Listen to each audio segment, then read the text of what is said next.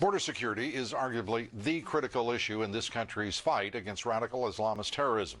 But our borders remain porous, so porous that 3 million illegal aliens entered this country last year, nearly all of them from Mexico.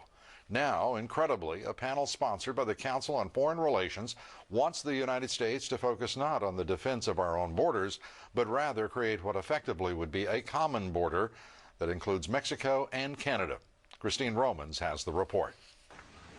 On Capitol Hill, testimony calling for Americans to start thinking like citizens of North America and treat the U.S., Mexico, and Canada like one big country. The best way to secure the United States today is not at our two borders with Mexico and Canada, but at the borders of North America as a whole.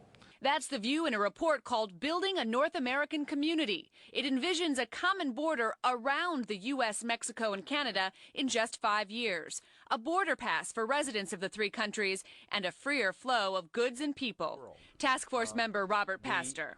What we hope to accomplish by 2010 is a common external tariff, which will mean that goods can move easily across the border. We want a common security perimeter around all of North America so as to ease the travel of people within North America. Buried in 49 pages of recommendations from the task force, the brief mention we must maintain respect for each other's sovereignty. But security experts say folding Mexico and Canada into the U.S. is a grave breach of that sovereignty. That's what would happen if anybody serious were to embrace this strategy for homogenizing the United States and its sovereignty with the very different systems existing today in Canada and Mexico. Especially considering Mexico's problems with drug trafficking, human smuggling, and poverty.